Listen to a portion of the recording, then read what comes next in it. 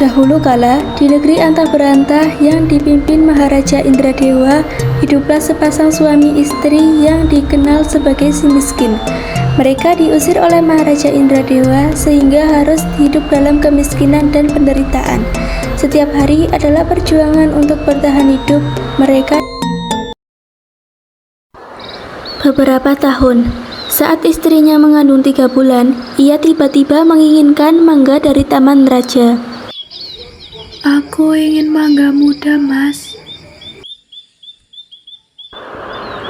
Si miskin, meski hatinya berat karena tahu itu mustahil, dia berusaha memenuhi keinginan istrinya.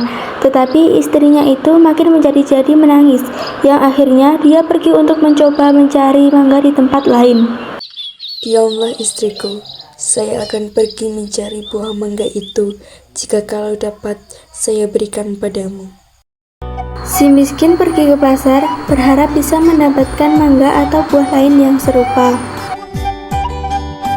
Hai miskin, apa ada yang kau inginkan? Begini Tuan, jika Tuan berbaik hati, berikan saya sebiji buah mangga. Baiklah, itu semua akan saya berikan kepadamu. Terima kasih banyak Tuan. Saya kembali istriku, saya sudah membawa mangga untukmu dan lainnya dari pasar. Aku tidak ingin mangga itu, aku ingin mangga dari taman istana raja. Si miskin akhirnya pergi berjalan untuk menghadap raja dan memohon sebiji mangga. Raja yang terkesan dengan kesungguhan si miskin langsung memberinya 2 buah mangga. Raja, saya memohon, bisakah saya mendapatkan mangga darimu? Tentu saja, saya akan memberikan 2 mangga kepadamu. Terima kasih Raja, saya sangat berterima kasih. Tidak masalah, sekarang pulanglah. Ini istriku, saya sudah membawa mangga dari taman raja. Terima kasih mas, aku sangat senang. Beberapa bulan lahirlah anak dari sang istri yang bernama Marakarma, yang berarti anak dalam kesukaran. Mereka hidup dalam kesederhanaan, hingga suatu hari saat menggali tanah untuk membangun gubuk, mereka menemukan sebuah tajau penuh emas. Kerajaan Puspasari, kekayaan yang tak terkira itu mengubah hidup mereka. Beberapa tahun kemudian, Marakarma sudah besar dan diangkat menjadi pangeran. Si miskin lalu berganti nama menjadi Maharaja Indra Angkasa dan istrinya bernama Tuan Putri Ratna Dewi, dan mereka mendirikan kerajaan Puspasari, sebuah kerajaan yang megah dan makmur. Tidak lama kemudian, lahirlah anak kedua mereka, seorang putri yang diberi nama Nilakesuma. Namun, kemakmuran Puspasari membangkitkan iri hati. Maharaja Indradewa lalu menyuruh ahli nujum untuk meramalkan nasib anak Maharaja Indra Angkasa. Saya harus melakukan sesuatu. Ada apa Raja datang ke sini? Jika Anda membantu saya akan kasih uang. Para ahli nujum itu yang disuap oleh Maharaja Indradewa meramalkan bahwa Marakarma dan Nilakesuma akan membawa malapetaka bagi kerajaan. Saya kesini ingin memberitahu bahwa kedua anak Anda akan membawa malapetaka bagi kerajaan. Ramalan palsu itu membuat Maharaja Indra Angkasa dan sang putri Ratna Dewi sangat sedih. Dengan berat hati, ia mengusir kedua anak-anaknya. Ada apa ayah memanggil kami berdua? Ayah ingin mengatakan kalian berdua pergi dari kerajaan Puspasari. Tak lama kemudian, kerajaan Puspasari dihancurkan oleh api. Marakarma dan Nilakesuma hidup di hutan.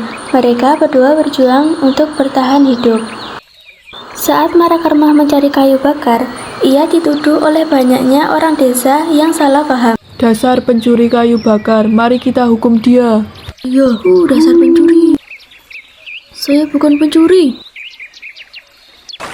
Dan para warga yang marah tidak ingin mendengar penjelasan Marakarma, lalu melemparkan Marakarma ke dalam lautan. Sedangkan Nilakesuma yang bertemu dengan Raja Mangindrasari, putra mahkota dari Palinggam Cahaya. Akhirnya Nila Kesuma dan Raja Mangindrasari menikah dan bernama Mayang Mangurai. Mereka hidup bahagia di Palinggam Cahaya.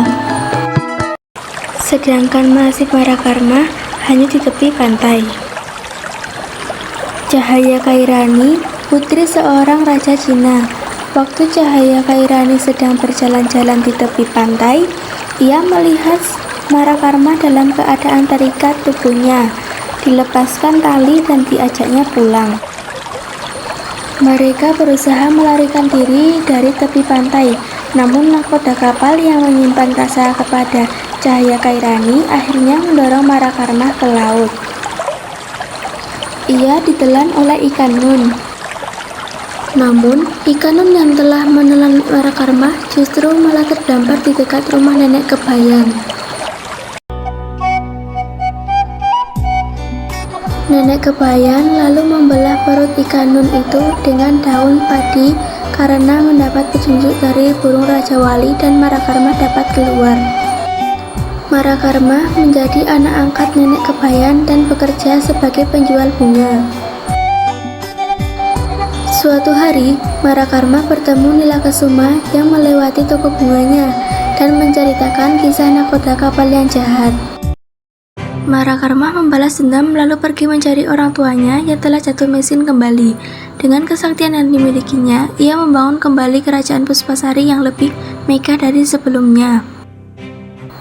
Setelah pergi mengalahkan negeri antah berantah yang dikuasai oleh Maharaja Indradewa, akhirnya Marakarma pergi ke negeri mertua yang bernama Maharaja Malaikisna di Mercu Indera.